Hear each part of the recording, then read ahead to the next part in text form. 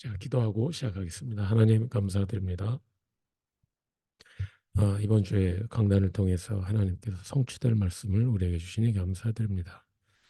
예, 그 말씀으로 이 시간 우리가 다시 답을 얻게 하여 주시고, 예, 그 말씀을 다시 확인하게 하시며 그 말씀이 우리의 영혼 속에, 우리의 생각과 마음 속에 각인되는 시간이 되게 하여 주시옵소서.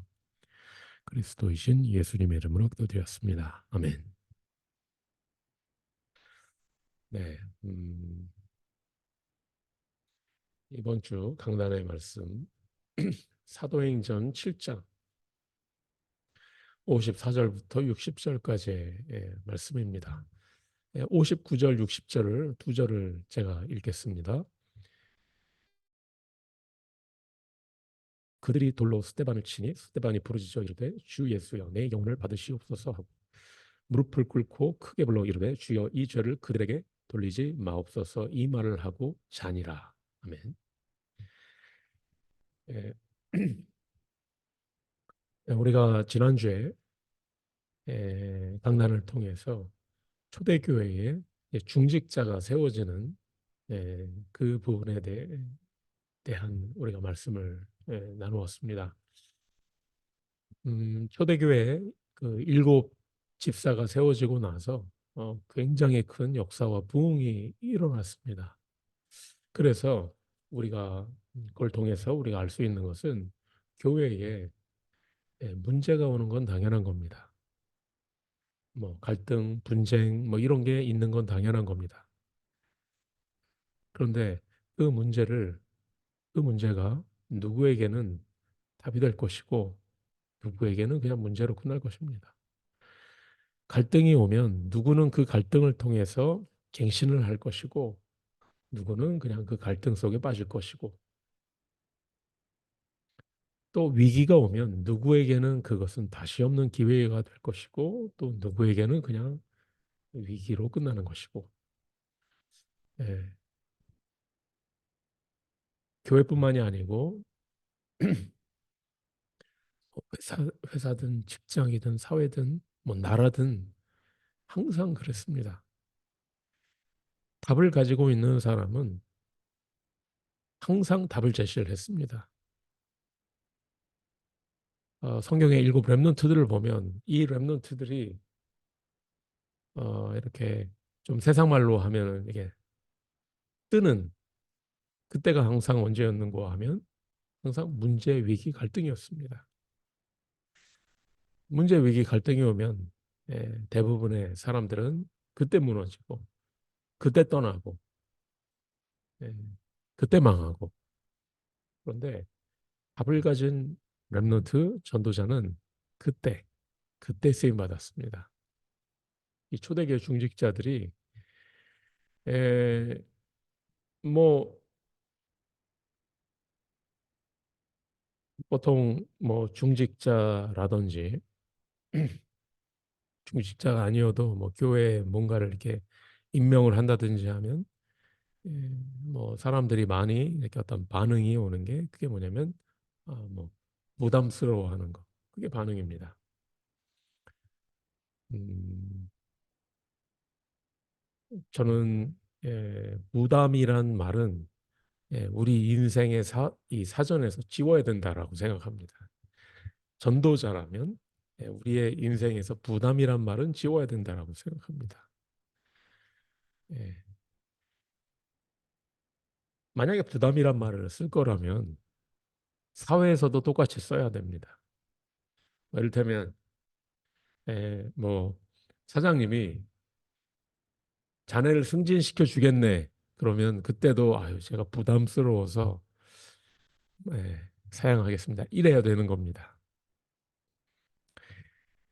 뭐 이를테면 뭐가 모르겠습니다. 뭐 복권이 당첨이 됐든지 뭐든지 간에 귀하에게 100만 불을 지급하게 되었습니다. 제가 부담스러워서 못 받을 것 같습니다. 그때도 그렇게 해야 됩니다. 그렇게 일관적으로 쓰려면 부담이란 말을 써도 됩니다. 그런데 사실 안 그렇잖아요. 예. 세상에서 기회가 오면 기회가 오지도 않죠. 뭐 기회가 오지도 않는 그 기회를 막 잡으려고 그렇게 발버둥을 치고 그렇게 출세하려고 하고 그렇게 돈을 벌려고 하는데 하나님의 일은 부담스럽다. 이거는 저는 뭔가 이게 형평성이 맞지 않는다고 생각합니다. 아마 여러분 가운데는 그런 분 아마 없으시리라 생각합니다. 저는 예, 그냥 생각해 보지 않고 손들었다. 이게 제가 말씀드렸죠.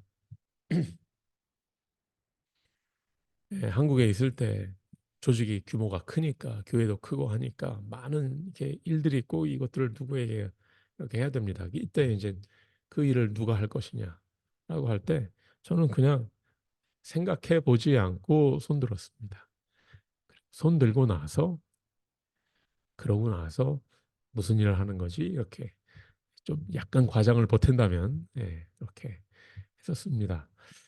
물론 그렇게 하고 나서 맞고 나니까 잘 못해가지고 예, 고생하고 좀 약간 약간 망치고 일도 못하고 뭐 그런 거 있습니다. 있는데 중요한 거는 그 자세가 중요하다는 거죠. 여러분이 하나님의 일을 정말 갈렙처럼 갈렙은 80이 넘은 할아버지입니다. 그런데 아무도 해결하지 못하는 그 위기의 상황에서 그걸 나에게 달라. 이 산지를 나에게 달라. 내가 나이가 지금 뭐 이렇지만 내가 40세 때랑 다르지 않다. 이렇게 고백을 했습니다. 진짜일까? 사실일까? 어떻게 해서 어떻게 이게 사실이겠습니까? 근데 그런 영적인 상태, 그런 자세, 하나님께서 보시면 어떻게 생각하시겠습니까? 아, 이거 왜 이렇게 나대냐, 뭐 이렇게 생각하시겠습니까? 그 사람에게 하나님은 그 사람의 능력이 없다. 능력 주실 겁니다. 경제가 없다. 경제 회복, 하나님께서 축복하실 겁니다. 근데 사람들은 나에게 능력이 주어지면 하겠다.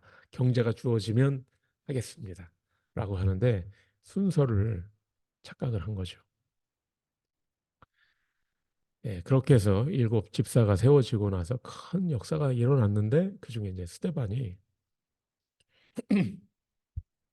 전도하다가 이제는 잡힌 거죠. 잡혀가지고 법정에 서게 됐습니다. 그래서 그때 스테반이 이제 변호를 할 자기 변호를 할 기회가 주어진 겁니다. 그런데 이때 스테반이 자기를 변호하지 않고 이거는 완전히 날 죽여라 뭐 이런 메시지를 한 겁니다. 살아남으려고 살기 위해서 메시지를 한 게 아니고 나를 죽여라. 나를 돌로 쳐라. 이런 메시지를 한 거죠. 왜 그랬을까? 왜 그런 메시지를 했을까? 좀 다르게 할 수도 있지 않았을까? 저는 예전에 그렇게 생각했거든요. 네. 스테반은 그때 딱 필요한 말씀을, 그때 딱 필요한 메시지를 한 겁니다. 여러분, 이 부분은 저도 계속해서 도전을 해야 되는 부분입니다. 왜냐하면 잘 안 되기 때문에. 잘 안 되기 때문에 저도 계속 도전해야 될 것이고 아마 평생 도전을 해야 될 겁니다. 그게 뭐냐면 자꾸 우리는 내가 하고 싶은 말을 하거든요. 그런데 이게 정말 하나님이 원하시는 말일까? 하나님이 지금 내가 하는 말을 이 말을 들으신다면 하나님 뭐라 하실까? 이걸 고민을 해봐야 됩니다. 저도 메시지를 준비할 때 그 부분을 많이 고민합니다. 좀 더 쉽게, 뭐 좀 더 사람들이 좋아하는 내용을 가지고 사람들이 좀 더 뭐, 뭐 그렇게 하려면 뭐 그렇게 할 수도 있겠죠. 근데 하나님이 이걸 원하시는가? 이거 우리 고민을 해봐야 됩니다. 왜 스테반이 이때 이 메시지를 했느냐? 우리는 근본 이 문제로 돌아가야 됩니다. 그걸 이해를 하려면 근본 문제. 다 아시죠? 창세기 3장에 문제가 생겼습니다. 인간이 원죄 때문에 하나님을 떠나게 됐습니다. 하나님을 떠난 인간을 그때부터 사탄이 다스리게 됐습니다. 이걸 우리는 근본 문제라고 합니다. 이 근본 문제에서 여섯 가지 증상이 나옵니다. 그게 뭐냐? 이제 하나님을 떠난 인간의 우리가 신분이 하나님의 자녀가 아니라 마귀의 자녀가 됐습니다. 마귀의 자녀가 되다 보니까 하나님을 떠난 하나님이 없는 그 공허한 부분을 자꾸 우상숭배로 채우려고 합니다. 그럼 어떻게 되죠? 영적인 저주가 따라옵니다. 영적인 문제가 계속해서 옵니다. 나는 우상숭배 안 하는데 여러분 우상숭배는 합니다. 저도 하고 다 합니다. 형태가 다를 뿐이지. 우상숭배는 반드시 영적인 문제가 따라옵니다. 영적인 문제가 정신적인 문제로 형태가 나타납니다. 영적으로 정신적으로 시달리면 몸이 고생합니다. 몸도 시달립니다. 삶이 무너집니다. 삶이 되질 않습니다. 그렇게 살다 죽으면 영원한 심판에 직면하게 됩니다. 그렇게 사는 인생은 그대로 후대에게 전달됩니다. 이게 불신자 상태 6가지라고 합니다. 그래서 이 불신자들이 어떻게 해보려고 한다라는 게 이제 바벨탑을 쌓는 겁니다. 창세기 11장 문제죠. 5절의 네피림 문제. 그래서 우상, 미신, 그리고 종교를 만들어냅니다. 이게 다 하나님 떠난 인간이 그 문제를 해결해 보려고 하는 거거든요. 모든 인간이, 모든 사람이 죄를 범해서 하나님의 영광에 멀어진 겁니다. 그 하나님의 영광을 되찾아 보려고, 그것을 다시 재현을 해보려고 종교를 만들어내고 우상을 섬기는 겁니다. 그러나 문제는 해결되지 않죠. 우리는 이 문제 해결할 수 없습니다. 그래서 하나님은 우리에게 그리스도를 보내시겠다. 그리스도를 보내겠다 약속을 하셨습니다. 그 약속을 우리는 언약이라고 합니다. 창세기 3장 15절, 출애굽기 3장 8절, 이사야서 7장 14절, 마태복음 16장 16절. 그리스도의 언약입니다. 이것을 다른 말로는 복음이라고 합니다. 그리스도를 보내겠다. 그리스도가 오실 것이다. 또 그리스도가 오셨다. 그리스도가 오셔서 이렇게 이렇게 하셨다. 그것을 우리는 복음이라고 합니다. 너가 해라. 이건 복음이 아니죠. 그런데 너가 할 수 없으니까 그리스도가 하셨다. 하실 것이다. 이걸 복음이라고 하죠. 이 복음을 하나님은 이스라엘에게 맡기신 겁니다. 이스라엘이 잘나고 특별해서가 아니고 하나님께서 이스라엘을 선택하시고 아무 자격이 없는데 택하신 겁니다. 그리고 그 이스라엘에게 이 복음을 맡기셨습니다. 그런데 어떻게 했죠? 이스라엘이 그 복음을 이해를 못했습니다. 이해를 안 한 건지 못한 건지 계속해서 딴짓을 하는 겁니다. 우상숭배도 우상숭배지만 이스라엘 이 사람들은 율법, 전통 이거에 묶여가지고 복음을 알아듣지를 못했습니다. 그래서 그리스도가 정작 오셨는데 그 예수님을 그리스도로 알아보지를 못했습니다. 왜냐? 자기네들 기준에 안 맞거든요.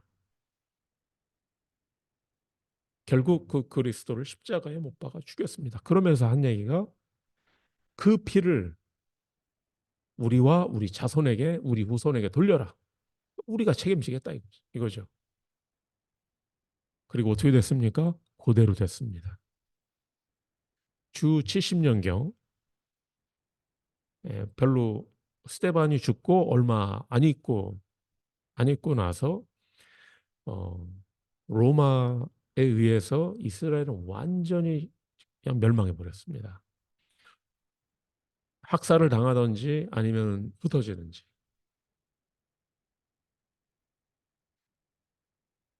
그리고 그 후손들은 전 세계로 흩어져 가지고 2000년 동안 말할 수 없는 고난을 당했습니다.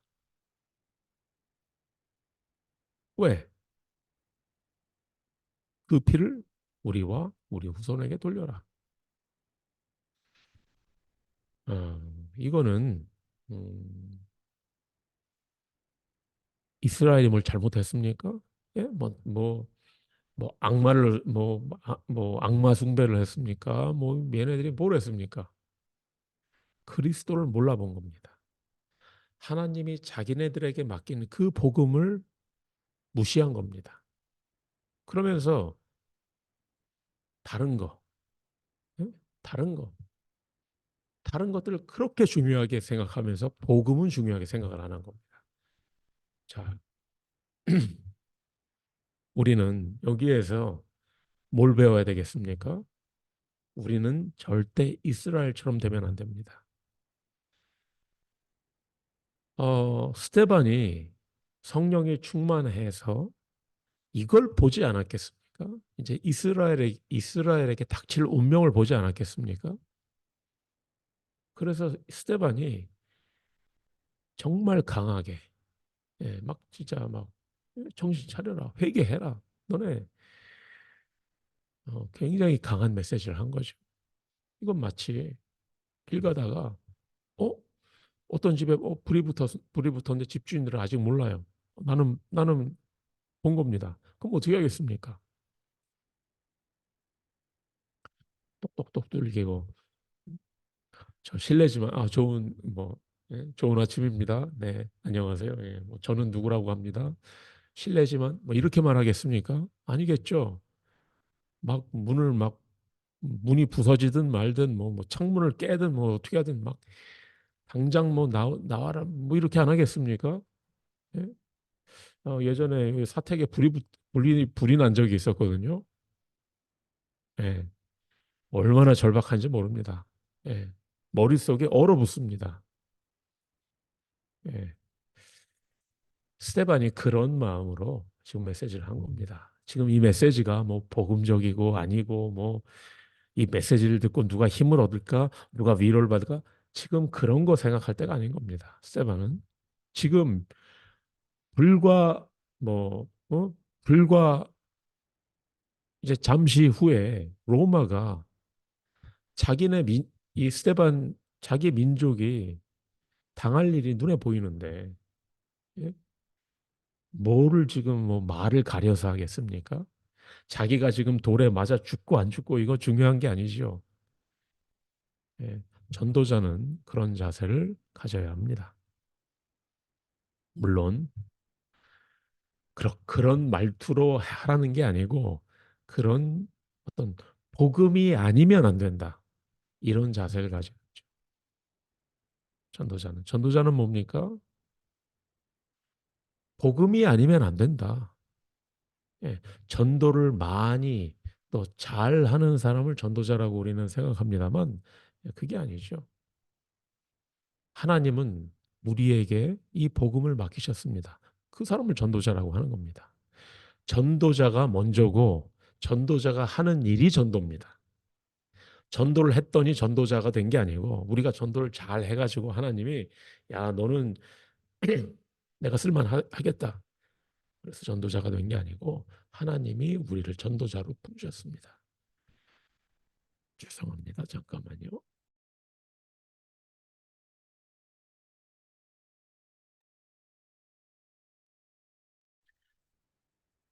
그리고 우리에게 이 복음을 맡기셨습니다. 오늘날 우리가 이스라엘입니다. 그러면 우리는 이스라엘과 같은 이스라엘이 뭘 잘못했죠? 복음을 몰라본 겁니다. 복음의 가치를 몰라본 겁니다. 여러분이 복음의 가치를 안다면 부담스럽다는 말이 나오겠습니까? 예? 나중에 할게요. 지금은 좀 상황이 아니어서 뭐 이런 말 하겠습니까? 이것부터 하겠죠. 다른 거 다 내려놓더라도 이것부터 하겠죠. 다른 거 다 포기하더라도 이것부터 하겠죠. 그래서 우리가 오직 복음이라고 하는 겁니다. 여러분이 오직 복음 하지 않으면 구원 받았죠. 하나님의 자녀 됐지요. 그런데 우리의 운명이 바뀌질 않습니다. 바뀌었는데 바뀌지 않습니다. 그리고 불신자들 심부름하며 살게 됩니다. 우리가 그렇게 살아야 되겠습니까? 아니죠. 우리가 가난하게 무능하게 그냥 질병에 시달리면서 살도록 하나님은 우리를 그렇게 계획을 하신 게 아닙니다. 그다음 거기서 빠져나와야죠. 그러려면 복음의 가치를 알아야 돼요. 왜냐하면 가치를 모르면 자꾸 딴짓하기 때문에. 여러분이 복음의 그 가치를 깨닫고 그 가치를 알았다면 거기에 올인하는 그런 전도자가 되시기를 예수 그리스도의 이름으로 축복합니다. 그리고 두 번째, 세계 복음화. 자, 하나님이 이스라엘에게 복음을 주셔가지고 뭐 하라고 했죠? 너네만 잘 먹고 잘 사는 게 아니고 너네만 복음으로 구원받고 너네만 하나님의 자녀 되는 게 아니고 이걸 가지고 모든 민족 살려라. 처음부터 하나님은 처음부터 아브라함을 부르셨을 때부터 하나님은 이거 강조하셨습니다. 세계 복음화. 그런데 이스라엘이 어떻게 했죠? 이스라엘은 그것과는 정반대 길로 갔습니다. 선민 사상. 반은 맞고 반은 틀린 겁니다. 선민, 쭉, 예, 택한 족속 맞죠. 근데 왜 택했는지, 그거는, 놓친 겁니다. 모든 민족, 모든 사람들을 살리라고 택했는데, 그냥 택하셨다. 이거로 끝. 그럼 어떻게 되겠죠? 어쩔 수 없죠. 하나님은 이 사람들을 애굽으로, 바벨론으로, 로마로, 그 당시에 강대국으로 이 사람들을 보낼 수밖에 없습니다. 근데 어떻게 보냅니까? 옛날에 뭐 이민 가는 게 있겠습니까? 뭐가 있겠습니까? 어쩔 수 없이 노예로, 포로로, 속국으로 갈 수밖에 없는 겁니다. 그만큼 세계복음화가 중요한 겁니다. 안 가면 억지로 가는 겁니다. 그래서 왜 이런 얘기가 있죠? 한 어, 임금님인지 아니면 대감님인지 모르겠는데 아끼는 개가 있었습니다. 아끼는 개가 있는데 개가 안 보이는 거예요. 얘가 어디 갔지? 막 찾는 겁니다. 그러면서 이거 보니까 한 종이 지나가는데 그 종이 그 이제 밖에 나갈 때 외출할 때 그 가마 있잖아요. 가마를 담당하는 종인데 그 종에게 물어본 겁니다. 야, 너 내 개 못 봤냐? 그러니까 이 종이 하는 말이 그거는 제 소관이 아니어서 모르겠는데요. 그렇게 말하면 안 되죠. 예, 찾는 신용이라도 해야 되는 거잖아요. 그렇죠? 여러분 직장 생활 해보셨죠? 사장님이 지금 뭐 물어보면 그거는 제 전공이 아닌데요. 글쎄 뭐 여러분이 예, 뭐 세상에 뭐 둘도 없는 뭐 기술자라면 뭐 그렇게 할 수 있을지 모르겠습니다만 그러면 안 되죠. 찾는 신용이라도 해야 되는데 그 종이 그거 저한테 물어보시면 안 되죠. 저는 가마 뭐 이러 그러자 이제 살짝 열이 받은 겁니다. 주인이 살짝 열이 받아서 오케이 가마 갖고 와라. 그래서 가마에 타가지고 개 찾으러 가자. 그리고 그 종은 일정에도 없는 가마 가지고 들로 산으로 얼마나 고생을 했겠습니까? 예? 처음에 주인이 물어봤을 때 제가 찾아오겠습니다라고 하면 되잖아요. 그렇죠? 어차피 할 거. 이게 무슨 말인지 알겠죠? 이스라엘은 안 한 겁니다. 하나님이 뭘 원하시는지 하나님의 소원이 뭔지 관심이 없는 거죠. 그러니 어떻게 됩니까? 노예가 되고 포로가 되고 속국이 될 수밖에 없는 겁니다. 그러다 나중에는 전 세계로 흩어져 가지고 유랑민이 된 겁니다. 아, 오늘날 우리가 이스라엘입니다. 오늘날 우리가 선교하는 하나님께서 우리를 부르신 이유가, 우리에게 복음을 맡기신 이유가 너 혼자 구원받고 뭐 잘 사는 이게 아니고 237 살리라고 우리에게 이 복음을 맡기시고 우리를 선교사로 부르신 겁니다. 그럼 어떻게 되겠습니까? 안 가면 하나님이 억지로 가게 하실 겁니다. 근데 억지로 어떻게 하겠습니까? 갈 겁니까? 아니면 억지로 갈 겁니까? 그러니까 즉 유 목사님의 표현에 의하면 알아서 할래, 맞고 할래 뭐 이런 거죠. 어차피 할 겁니다. 알아서 하겠습니까? 아니면 되게 혼나고 나서 할 겁니까? 예? 아까 그 종처럼 알아서 갈 겁니까? 아니면 예? 안 해도 되는 고생을 왜 해야 됩니까? 우리가 나를 보내셔서 내가 여기 있나이다라고 하면 하나님은 우리에게 모든 축복을 주실 텐데. 예. 제가 이번 주에 이제 목요일에 애들레이드 가는데요. 어제 애들레이드에 다녀온 크리스 집사님 만나서 얘기를 했는데 애들레이드에서 참 랩런트들이 잘하고 있더라. 어, 뭐 굉장히 이렇게 좋은 인상을 받고 온 걸, 그런 부분들을 얘기를 했습니다. 애들레이드에 왜 우리가 굳이 교회를 세워야 되고 또 어려운 가운데 그걸 유지를 해야 되느냐? 이유를 알아야 됩니다. 가치를 알아야 됩니다. 열심이 없는 게 아니고 가치를 모르니까. 가치를 알아보세요. 왜 그렇게 돈을 벌려고 그렇게 막 고생을 합니까? 돈의 가치를 아니까. 돈이 없으면 어떻게 된다는 거 아니까 해야겠죠. 왜 그렇게 공부를 하려고 합니까? 가치를 아니까. 복음 어떻습니까? 복음의 가치를 아십니까? 여러분이 정말로 복음의 가치를 안다면 교회의 가치를 알게 될 겁니다. 목회자의 가치를 알게 될 겁니다. 그리고 성도들의 가치를 알게 될 겁니다. 그러면 내가 뭘 해야 될지 알게 되겠죠. 가치를 알아야 내가 뭘 어떻게 해야 될지를 알게 됩니다. 가치를 모르니까 중요하지도 않은 일에 목숨을 겁니다. 어, 중요한 일은 중요하게, 안 중요한 일은 대충 이렇게 해야죠. 어, 자, 결론 마지막입니다. 자, 우리에게 하나님은 복음을 주셨고 또 우리에게 237을 맡기셨습니다. 그럼 어떻게 세계 복음화해야 되겠습니까? 어떻게 복음 전해야 되겠습니까? 스테반이 한 대로 하면 됩니다. 어떻게 했죠? 스테반은 돌에 맞아 죽었습니다. 그겁니다. 우리는 죽으면 되는 겁니다.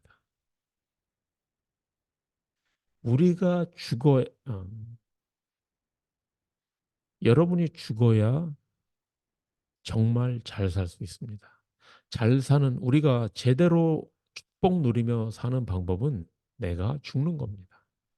근데 안 죽으려고 하거든요. 제가 말하는 거는 육신적인 죽음 아닌 거 아시죠? 예, 건강하게, 예, 몸은 건강하게 잘 하시기 바랍니다.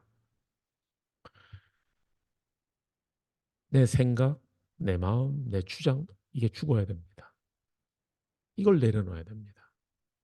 내가 그리스도와 함께 십자가에 못 박혀 죽어야 되는 겁니다. 십자가에 못 박혔는데 안 죽으면은 고통스럽잖아요. 빨리 죽어야지.